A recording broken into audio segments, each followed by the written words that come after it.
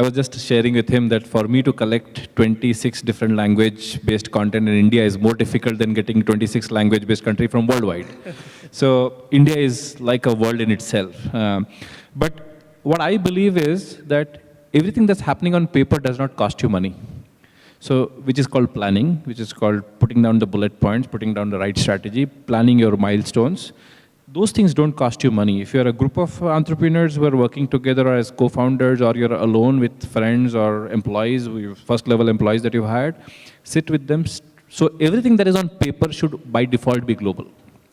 Now, your global could be different. If you're a physical product which only needs to stay within India for whatever reason, because somebody else is already doing it in US, somebody else is already doing it in UK, and you are the first one to doing it in India, then your world for you is India. So then you should look at pan-India from day one on papers, but execution you might start from Hyderabad. And then eventually do milestone-based scaling. And you should always have success mapped to milestones that, once I do this, I should go 2 cities. Once I do this, I should go 2 states. Once I do this, I should go 2 countries. So that's how you should map it. And like they say that the Taj Mahal, if you have to build a Taj Mahal, you have to build a successful Taj Mahal on paper first. If it is not built on paper, I have seen a lot of entrepreneurs fail because they came with an idea, they got excited, few friends jumped together, wanted to go ahead, but they forgot the whole process of building a proper strategy document. Because they didn't have a proper strategy document, which is also subject to change as and when it moves, your idea keeps changing in mind. And you will go directionless as when you start moving. So you'll end up losing money, time, and not get success.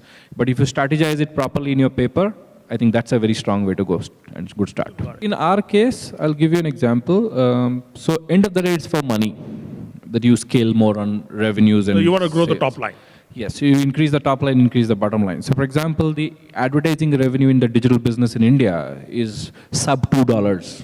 Whereas just you cross India and move out, even Pakistan has higher dollar revenues. Middle East has $12. UK and US has $14 to $25. So same ad impression spot with the same cost and expense can get you more money versus what you get back home. So there it made sense going global. But if there is a virgin market in India, and those same markets are saturated in the other parts of the world, I don't think it makes sense going global, because you rather reap what is there at home ground than to go international and ways. So it is very subjective of whether you get value benefit of going global or not. Only if it gives you value benefit, you should go global. Otherwise, just for the heck of it, or just assuming that the investors will like it, maybe investors will not like it. It will be considered as a stupid move. Got it.